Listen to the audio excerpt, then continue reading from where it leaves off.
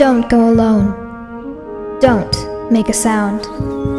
Pretend you're a stone. These are the first things that the elders teach. They say, it's been this way for a long time. Longer than any of them know.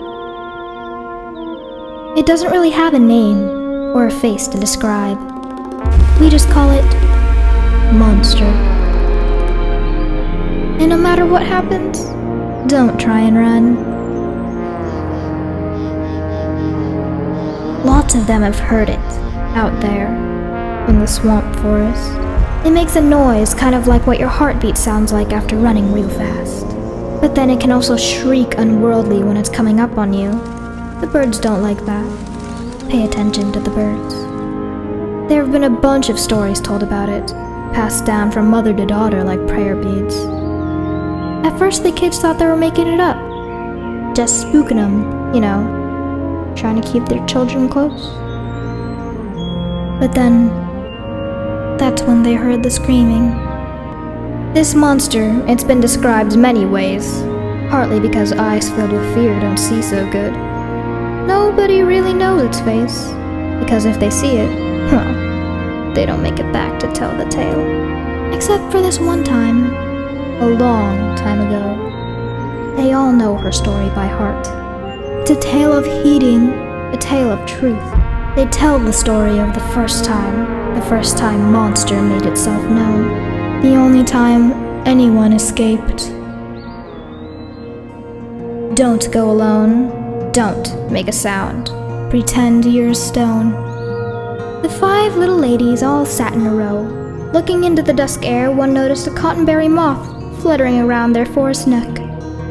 Then another moth, and another. They were coming from a crevasse in the stone. The first girl was curious.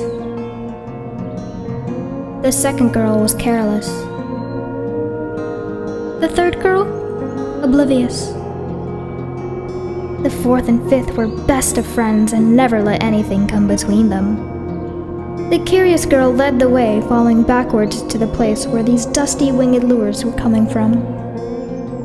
They didn't find the moth's home, but they did find themselves lost.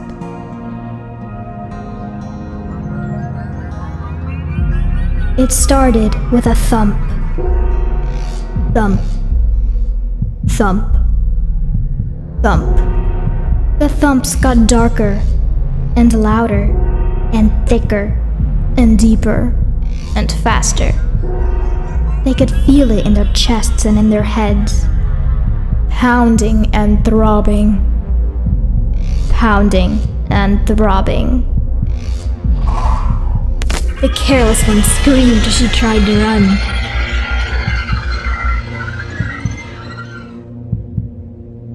The others assumed that she tripped in a thistle bed and fell into a deep, dark pit. And then the thumping was gone, and so was she. Don't go alone. Don't make a sound. Pretend you're a stone. Frightened and confused, the 4 fashioned spears from fallen branches and coyote bones. The curious one wanted to follow the thumping. She needed to know what was making those sounds. The oblivious one blindly followed her deeper into the swamp forest. The best of friends trailed behind, holding onto each other tight.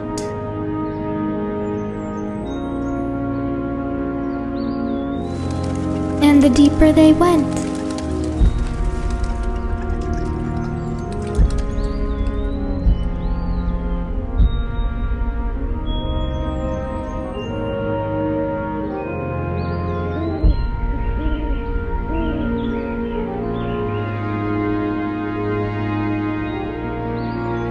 Before long, the curious one spotted the cottonberry moths again. They were fluttering out of a sliver in the ancient stone ruins.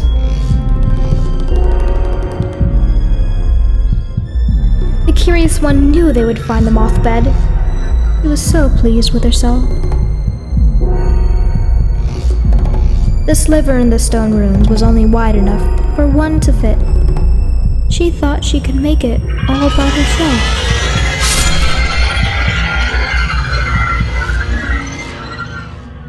She didn't make it far. Don't go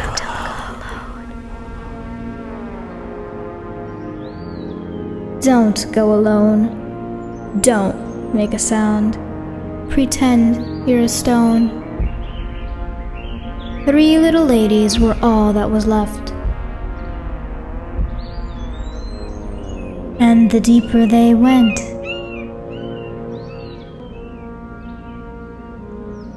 frightened and shaking.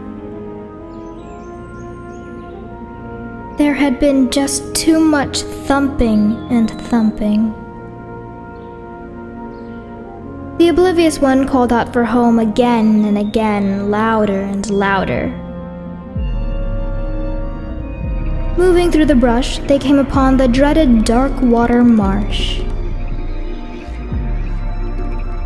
The oblivious one saw a girl under the water. She was looking straight back at the oblivious one. She too was calling out for home.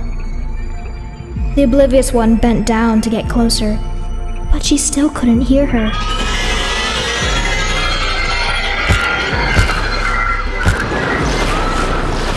She never called out for home again.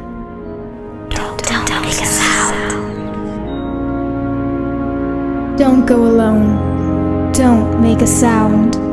Pretend you're a stone. And the deeper they went, the best of friends held onto each other tight. One told the other she would never let go of her no matter what happened.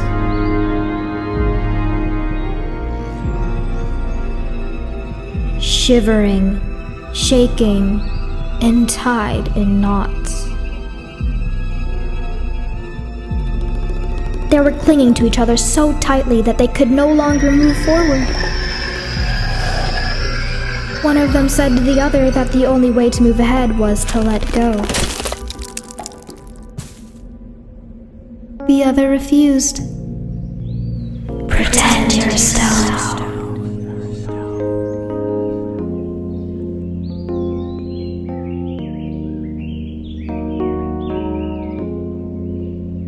By the time the early morning fog had rolled away, the last girl had finally found her way home.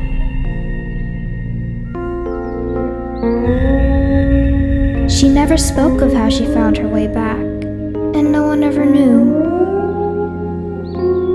She had a warning for all who from that day forward venture into the swamp forest. Don't go alone. Don't make a sound. Pretend you're a stone.